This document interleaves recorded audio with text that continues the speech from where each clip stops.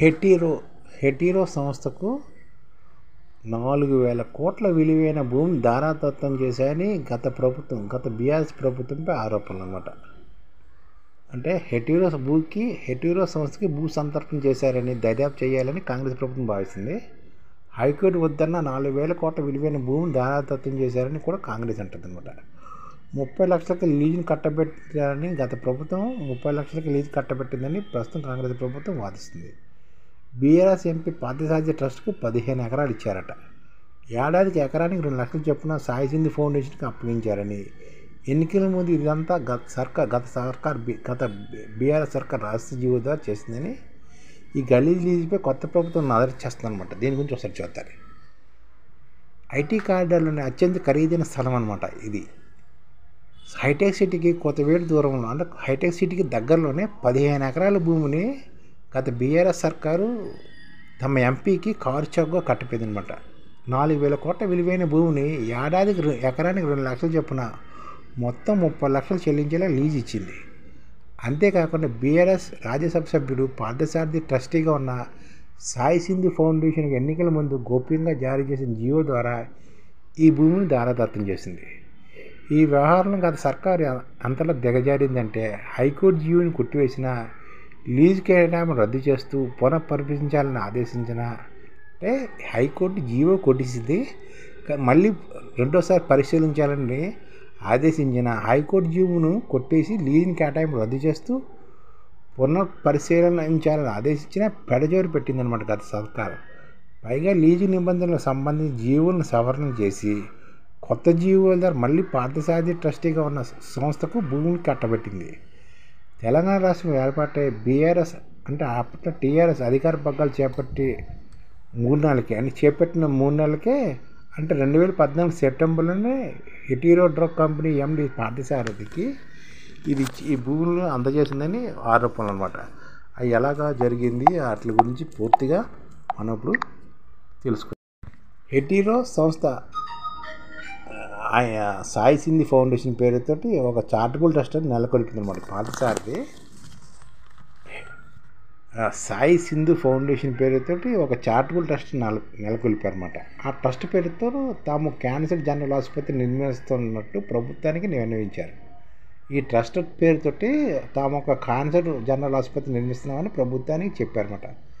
శేర్లింగపల్లి మండలం పరిధిలోని ఇజ్జత్ నగర్లోని హైటెక్స్ వెళ్లే మార్గంలోని 15.48 ఎకరాల ప్రభుత్వ భూమిని కేటాయించాలంటూ విజ్ఞప్తి చేశారు.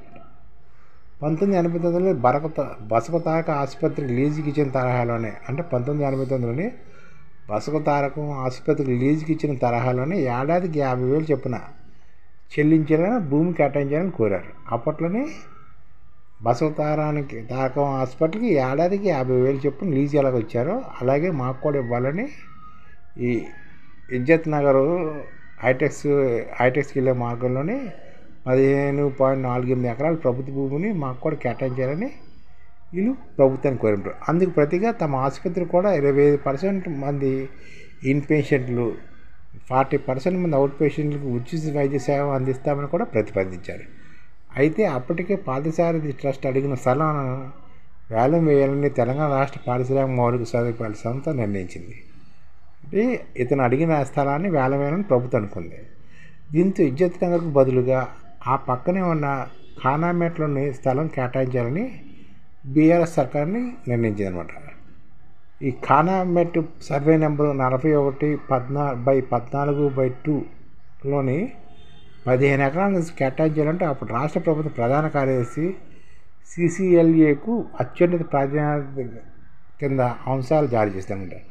అయితే అప్పట్లో శేర్లింగపల్లి తహసీల్దారు, రంగారెడ్డి జిల్లా కలెక్టర్ ఆ భూమి విలువైందని, మార్కెట్ ధర ప్రకారం ఎకరాకు 33 కోట్లు చొప్పున 505 కోట్లు విలువ ఉంటుందని కూడా పేర్కొంటూ ప్రభుత్వం నోటు పంపించారు. అప్పటి రాజేంద్రనగర్ ఆర్టీఓ కూడా ఇదే విధమైన అభిప్రాయాన్ని వ్యక్తం చేశారు. అయినా నాటి కేసీఆర్ సర్కారు వెనక్కి తగ్గలేదు. సాయి సింధు ఫౌండేషన్ ట్రస్ట్కు ఆ భూమిలోని జీవో 571 లీజులకు సంబంధించిన ఉత్తర్వుల ప్రకారం కేటాయించాలని నిర్ణయించింది.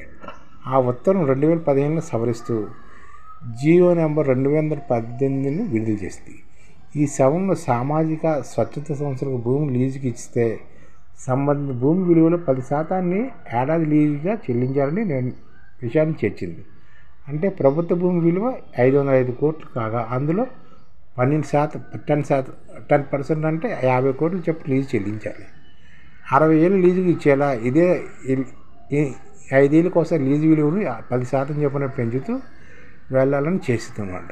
అంటే 60 ఏళ్ళకి లీజుకి ఇచ్చేలా 5 ఏళ్ళ కోసం లీజుని 10% పెంచుకునేటట్లు ఇది జియో చేస్తుందన్నమాట. ఈ జియో కూడా ప్రభుత్వ తొంగలు తొక్కుతూ ఏడాది ఎకరానికి 1.47 లక్షలు చొప్పున చెల్లించేలా పార్థసారథి ట్రస్ట్ లీజుకు ఆ భూమి కట్టబడి 2018 మార్చి 22న జియో 59ని విడుదల చేస్తుంది. హైకోర్టు ఆదేశాన్ని కూడా బేఖాతరు చేస్తుంది అనమాట. జియో 59 ప్రకారం సాయిసింధ్ ఫౌండేషన్ ట్రస్ట్కు భూ కేటాయింపై 2018లోని డాక్టర్ రూములా పింగ్లే మరొకరు హైకోర్టులో సవాల్ చేశారు. వాదోపేదం నమోదు చేసుకున్న హైకోర్టు చవక లీజుపై ప్రభుత్వాన్ని తప్పుపట్టింది. 2023 జూన్ 5వ తేదీన తుది తీర్పునిస్తూ జియో 59ను రద్దు చేసింది. భూ కేటాయింపు పాలసీకి సంబంధించిన జియో 218ను పునఃసమీక్షించి నిర్ణయం తీసుకోవాలని స్పష్టం చేసింది. ప్రజల ఆస్తులకు వనరులకు ప్రభుత్వం ట్రస్టీగానే వ్యవహరించాలి. ప్రభుత్వ ఆస్తులను కట్టబెట్టేటప్పుడు వారి ప్రయోజనాలను దృష్టిలో పెట్టుకోవాలని, అంటే ప్రభుత్వ ఆస్తులను కట్టబెట్టేటప్పుడు ప్రజా ప్రయోజనాలు దృష్టిలో పెట్టుకోవాలని హైకోర్టు తీవ్ర వ్యాఖ్యానం కూడా చేశానంట. తర్వాత అప్పటి బీఆర్ఎస్ ప్రభుత్వం కోర్టు తీర్పును ఏమాత్రం పట్టించుకోలేదు. పార్థసారథి ట్రస్టుకు లీజు కట్టబెట్టేందుకే మొగ్గు చూపింది. మరోమారు లీజ్ నిబంధన సవరించింది. ఈ మేరకు 2023 ఆగస్టు 11న జియో నంబర్ 99 ద్వారా ఉత్తర్వులు జారీ చేసింది. అందులో సామాజిక స్వచ్ఛత సంస్థలకు భూములు తక్కువ ధరకు ఇచ్చే విచక్షణ అధికారం రాష్ట్ర ప్రభుత్వానికి ఉంటుందని పదాన్ని చేర్చింది.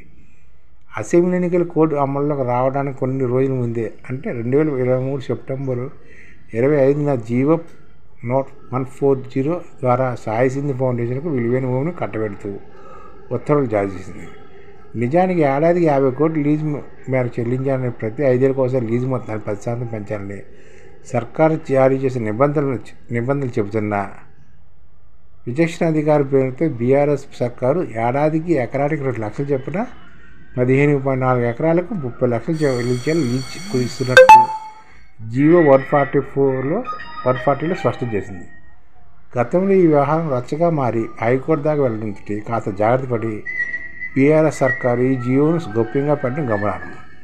నిజానికి ఆ భూముల విలువ 2020 కల్లా 8 రెట్లు పెరిగాయి. కానామేటలో ఎకరా మార్కెట్ విలువ ప్రస్తుతం 300 కోట్ల దాకా ఉంది. ఈ లెక్క 4,000 కోట్ల విలువైన భూమిని ఏడాదికి 30 లక్షలు చెల్లించేలా 60 ఏళ్ళు బీఆర్ఎస్ సర్కార్ పార్థసారథి రెడ్డి ట్రస్టుకు దారత్వం చేసిందని విరుచుకుపడింది సర్కార్. రేవంత్ సర్కార్ కూడా సీరియస్గా ఉంది. గత ప్రభుత్వ హయాంలో దారత్వం చేసిన భూములపై రేవంత్ సర్కార్ దృష్టి సారించింది. ఇప్పటికే జియో 59 కింద ఆమోదం పొందిన ఆ దరఖాస్తులను తుమ్ము దులుపుతుంది. శాటిలైట్ చిత్రాల ఆధారంగా అవన్నీ తక్షణమే క్రమబద్ధీకరణ అని నిలిపేసింది. మిగతా దరఖాస్తులను శల్య పరీక్షలు నిర్వహిస్తుంది. ఈ క్రమంలో పార్థసారథి ట్రస్ట్కు కట్టబెట్టి భూములపై దృష్టి సారించింది. 7వ రేపు దీన్ని సమగ్ర దర్యాప్తు జరిగి మొత్తం అంతా క్షుణ్ణంగా తెలుస్తామండి. ఇలాగా డబ్బున్న వాళ్ళకి పార్థసారథి లాంటి వాళ్ళకి భూముల్ని ప్రభుత్వం చౌకగా లీజ్ మీద ఇచ్చేస్తుంది అనమాట, తక్కువ రేటుకి. అది ఈ ఛానల్ ముఖ్య ఉద్దేశం ఏంటంటే, మన తెలుగు రాష్ట్రాల్లో 1 కోటి మందికి సంఘటిత రంగాల్లో ఏ విధంగా ఉద్యోగాలు ఇవ్వవచ్చు, కనీస నెల జీతం 30,000 వరకు ఏ విధంగా ఇవ్వవచ్చు, ఏ విధంగా చేస్తే ఉద్యోగాలు సృష్టించబడతాయో వివరిస్తూ ఈ ఛానల్ వీడియోలు వస్తాయి. అలాంటి వీడియోలు మీకు కావాలంటే మన ఐడిఎఫ్ భాస్కర్ ఛానల్ని సబ్స్క్రైబ్ చేసుకోండి. ఐడిఎఫ్ అంటే ఇండియన్ డెవలప్మెంట్ ఫోర్స్. ఈ వీడియోలు చూసిన తర్వాత మీకు నచ్చితే లైక్ చేయండి, మీ ఫ్యామిలీ మెంబర్స్కి షేర్ చేయండి, మరియు మీ ఫ్రెండ్స్కి షేర్ చేయండి. Thank you. నమస్కారం.